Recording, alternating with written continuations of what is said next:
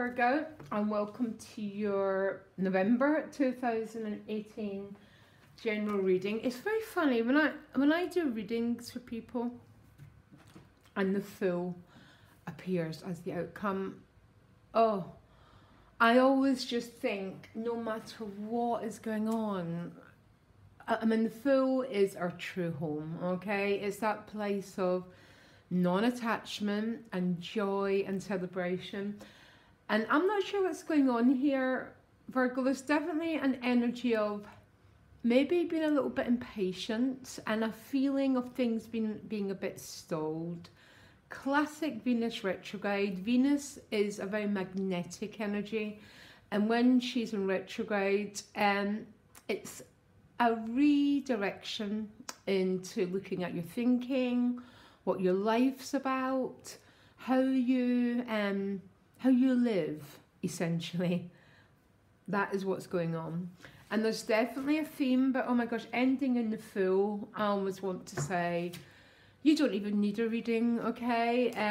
Things are going to quite a good place. I'm just pulling you, there's I'm laughing at the cards that you just pulled.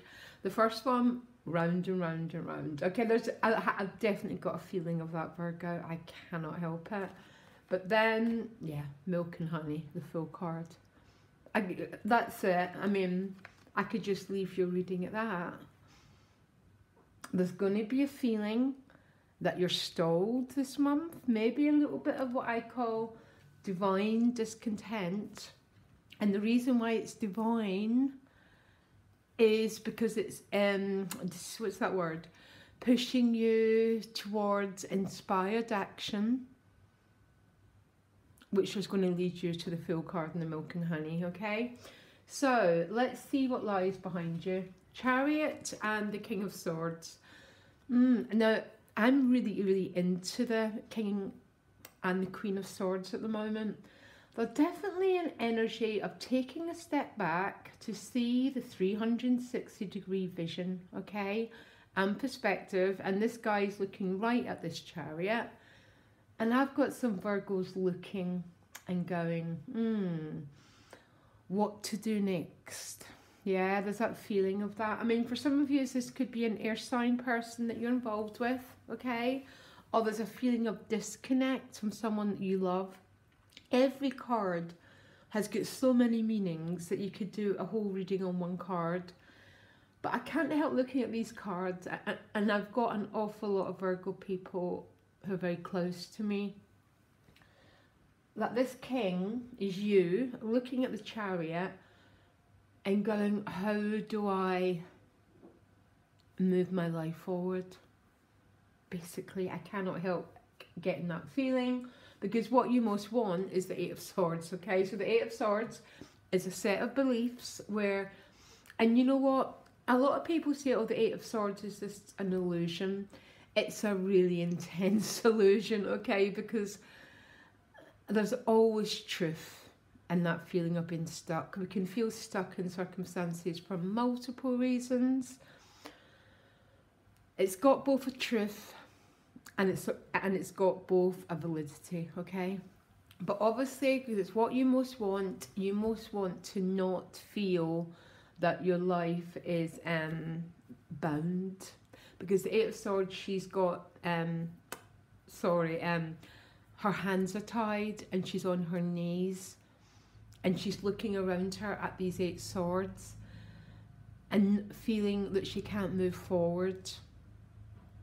And interestingly enough, your supportive energy is the Seven of Discs and your challenge is the Knight of Discs. This is the issue, Virgo. It's not about you. It's not about anything that you're doing is wrong and that you just need to dig a little bit more and you'll find a solution. It's because you're in a process of waiting, because both these cards are the same card. Your challenge is that Knight of Pentacles, who's a very slow-moving energy, but your challenge and the gift are the same thing. Because the gift is the Seven of Pentacles, which is someone who's ready to harvest, but who's looking at the pentacles with her basket and considering the element of, is it time to move forward? Do I wait a bit longer? Which is exactly the same as the Chariot and the King of Swords. It's almost like you're taking a step back to get the overall vision of your life. But what needs to happen here, Virgo, is you need to keep challenging any beliefs that you are stuck. And for the life of me, I'm not saying that at times in our lives we are, but keep challenging, keep challenging. Is that the truth? Or is that a fearful, conditioned part of us that's saying that we must stay in limiting circumstances? So there's a lot of movement towards freedom. And that's how when I seen that full, I just smiled. Because you're going to be overcoming an awful lot, Virgo. Especially, don't forget, Virgo needs to move into Pisces in order to resolve the more challenging parts.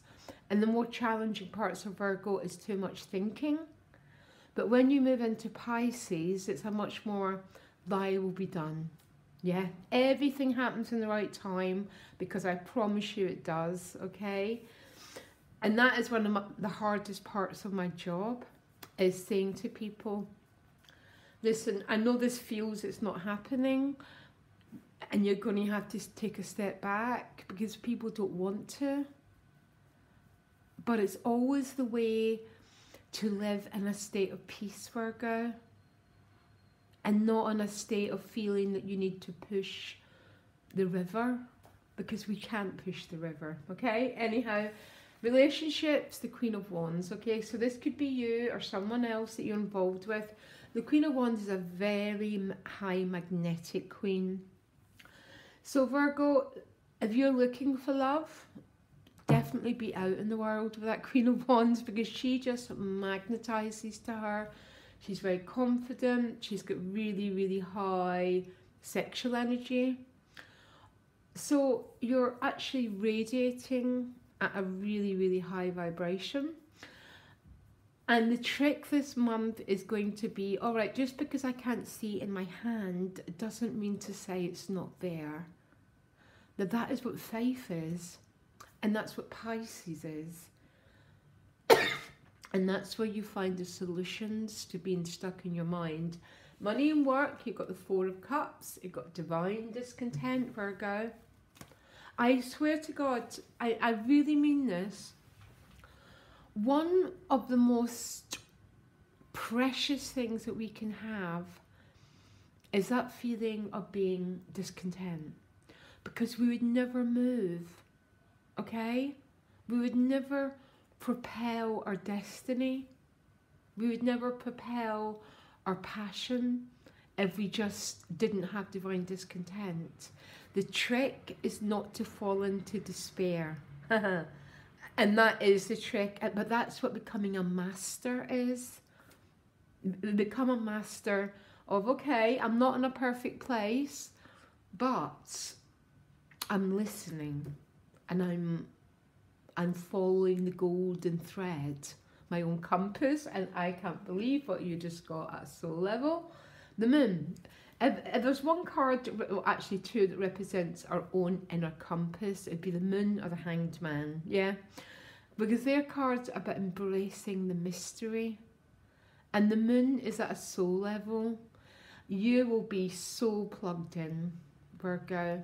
I'm so excited at your reading that I'm just like, it's there's something calling you. Listen to your dreams, your intuitions,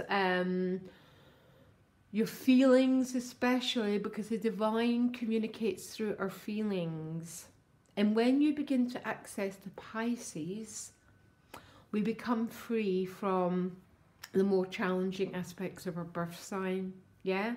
Everything's about balance, very plugged into the divine, okay? And then you move to the beautiful Fool card. And there's no greater milk and honey than the Fool. Because the Fool is a free being, okay? Which means he's healed all those gaps within him. He needs nothing because he's already whole and complete. And you know what? That is the energy that draws everything to us when we're in that, you know. We can search and search and search, or we can listen to our own inner compass and we can follow the promptings. Okay, I'm bored. What do I need to do? This job's boring. You start to look to change it. And that is what destiny is, and that's what leads us to our higher purpose. Okay? I'm not even going to clarify the Fool card for you because this is a really, really beautiful reading, actually. I am not saying for one part, it looks at one of these readings like, ooh, you know, a bit of resistance, nothing's happening. The trick is to plug into what you're experiencing and feel that calling, feel the moon card, because it's taking you home, okay? To this feeling of milk and honey, a nirvana, whatever you want to call it. Because the changes the world is going through is about returning home to our own selves, okay? Both these cards are doing it. Do I think it's going to be straightforward? No. Some of you might feel that you're just in a repetitive hamster wheel. The trick is to stop and say, what do I really want to happen here? And don't put the power outside of yourself. One small step can lead to a really big place, Virgo. I'll be doing the relationship readings next week, okay? I think you've got an intensely exciting month, as you can hear in my voice, okay? It might be slow. Just think of how a seed grows, because if we follow nature, we don't need to do anything else. You put a seed in and you plant and you watch it grow. End of. But you're at a really lovely vibration, Virgo. There might be a little bit of discontent. Follow it constantly, because it's leading you to the most wonderful place. Okay, guys, I'll speak to you later. Bye.